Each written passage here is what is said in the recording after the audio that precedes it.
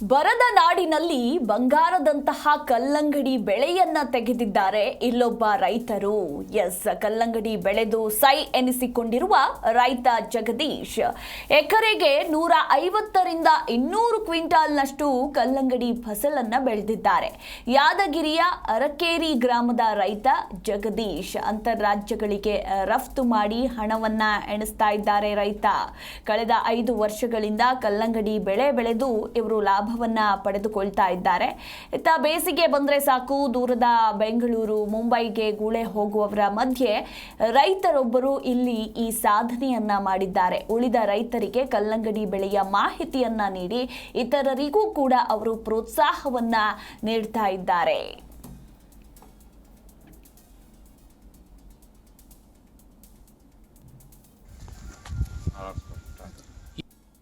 ಯಾದಗಿರಿ ಜಿಲ್ಲೆ ಯಾದಗಿರಿ ತಾಲೂಕಿನ ಅರಕೇರಾ ಬಿ ಗ್ರಾಮದಲ್ಲಿ ಸುಮಾರು 4-5 ವರ್ಷದಿಂದ ರೈತರು ಒಬ್ಬರಿಂದ ಒಬ್ಬರು ಮಳೆಗಾಲ ಬೆಳೆ ತೆಕ್ಕಂದ ಮ್ಯಾಕ ಬೇಸಿಗೆ ಬೆಳೆ ಮೊರೆ ಹೋಗಿರ್ತಕ್ಕಂಥದ್ದು. ಈ ಕಲ್ಲಂಗಡಿಗಳನ್ನು ಬೆಳೆದು ಇವತ್ತು ಬೇಸಿಗೆ ಅನ್ನೋದ ಎಲ್ಲರಿಗೆ ಮನ ತಂಪು ಮಾಡುವಂಥ ಕೆಲಸಕ್ಕೆ ಮುಂದಾಗಿದ್ದಾರೆ.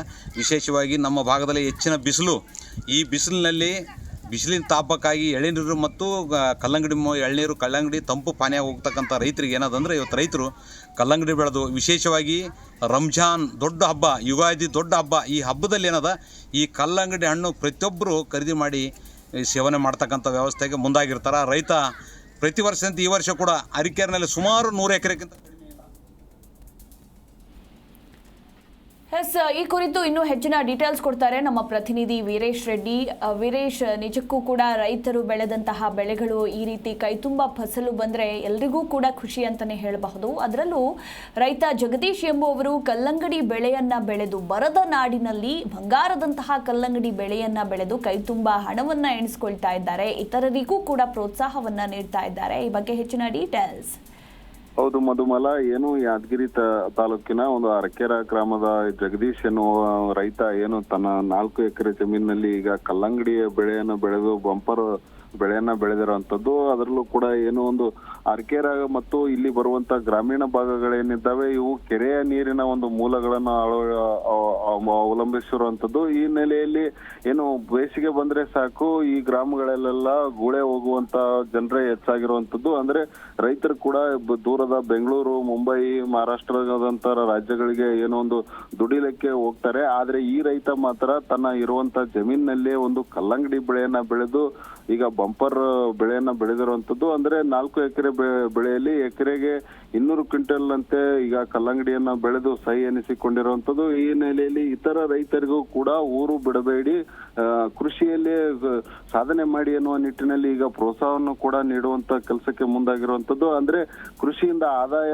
ಪಡೆಯುವುದು ಹೇಗೆ ಎನ್ನುವ ಒಂದು ರೀತಿಯಲ್ಲಿ ಈಗ ರೈತರಿಗೂ ಕೂಡ ಮಾಹಿತಿ ನೀಡಿ ಒಂದು ರೀತಿಯಲ್ಲಿ ರೈತರಿಗೂ ಕೂಡ ಪ್ರೋತ್ಸಾಹ ನೀಡುವಂತ ಕೆಲಸವನ್ನ ಈಗ ಗ್ರಾಮದ ಏನೋ ಒಂದು ಜಗದೀಶ್ ಎನ್ನುವ ರೈತರು ಕೂಡ ಮಾಡ್ತಾ ಇರುವಂತದ್ದು.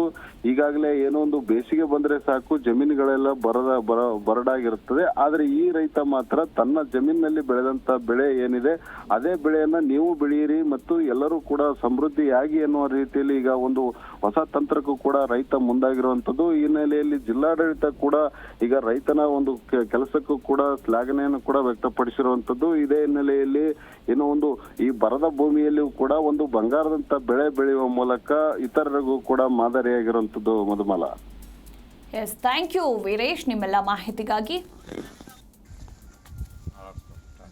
ಈ ಸುಮಾರು 10-15 ವರ್ಷದಿಂದ ಮಾಡ್ಕೊಂತ ಬಂದೀನಿ ರೀ ನಾನು. ಈಗ ಸುಮಾರು 4-5 ವರ್ಷದಿಂದ ಈಗ ಊರ ಮಂದಿ ಒಂದು 100 ಎಕರೆ ಮಾಡ್ಲಕ್ಕೈತಾರ.